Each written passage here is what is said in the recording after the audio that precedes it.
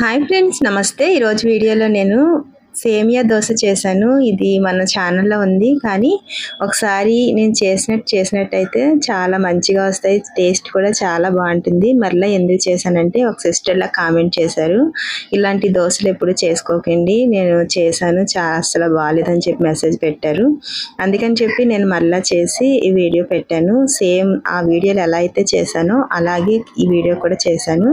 చాలా క్రిస్పీగా చాలా బాగుంటాయి. ఒకసారి మీరు కూడా ట్రై చేయండి. నేను ఇక్కడ ఒక కప్పు వరకు మామూలు సేమియా ఉంటుంది కదా, ఆ సేమియా తీసుకుని ఒకసారి ఇలాగా మంచిగా దీన్ని ఇలా ఫ్రై చేసుకోండి. కొంచెం గోల్డెన్ బ్రౌన్ కలర్ వస్తే సరిపోతుంది.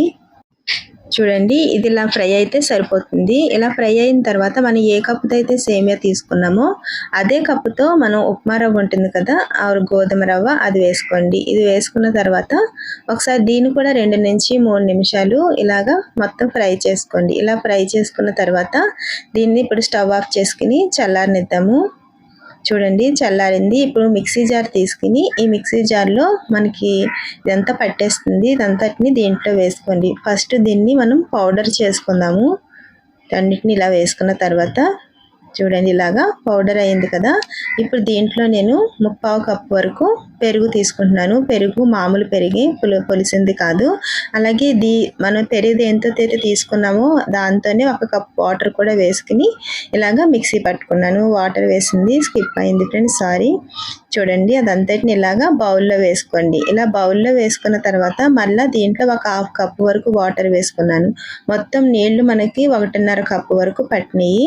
ఒకసారి ఇదంతటిని ఇలాగా కలుపుకోండి. ఇలా కలుపుకున్న తర్వాత ఒక 10 నిమిషాలు దీన్ని పక్కన పెట్టుకుందాం.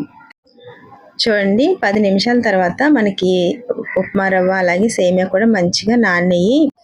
సరిపడినంత సాల్ట్ వేసుకోండి. అలాగే ఒక 1/2 టీ స్పూన్ వరకు నేను ఇక్కడ బేకింగ్ సోడా వేసుకున్నాను. అలాగే 2 స్పూన్లు వరకు వాటర్ని వేసుకుని ఒకసారి ఇదంతా కలిసేటట్టు కింద ఇలాగా కలుపుకోండి. ఇలా కలుపుకున్న తర్వాత స్టవ్ మీద ఇలాగా ప్యాన్ పెట్టుకుని దీని మీద 1 డ్రాప్ ఆయిల్ వేసుకుని ఒకసారి టిష్యూ పేపర్తో అయినా ఒక మెత్తటి క్లాత్ తోటి అయినా సరే ఇలా తుడిచేసుకోండి. తుడిచిన తర్వాత మనం ఇలాగా మామూలు దోశలు వేసుకుంటాం కదా, అలా వేసుకోవడమే. ఇది అటు పల్చగాను కాకుండా కొంచెం మీడియంగా ఉండాలి. మన దోశలు వేసుకుంటే ఎలా ఉంటుందో కన్సిస్టెన్సీ అనేది అలా ఉంటే మనకి దోశలు అనేవి పర్ఫెక్ట్గా వస్తాయి. ఇలా దోశ వేసుకున్న తర్వాత దీని మీద బటర్ కానీ ఆయిల్ కానీ వేసుకోండి. నేను ఇక్కడ ఆయిల్ వేసుకున్నాను. వేసుకున్న తర్వాత స్టవ్ హై ఫ్లేమ్లో పెట్టుకుని ఇలాగా ఫ్రై చేసుకోండి. చూసారా ఎంత క్రిస్పీగా వచ్చినాయో, చాలా బాగా వస్తాయి. మనం అప్పటికప్పుడు పప్పు నానబెట్టడం మర్చిపోయినప్పుడు సేమియాలు ఉప్మా రవ్వ ఎలాగా ఉంటాయి కదా ఇంట్లో, అప్పుడు ఒకసారి ఇలా ట్రై చేసి చూడండి, చాలా బాగా వస్తాయి.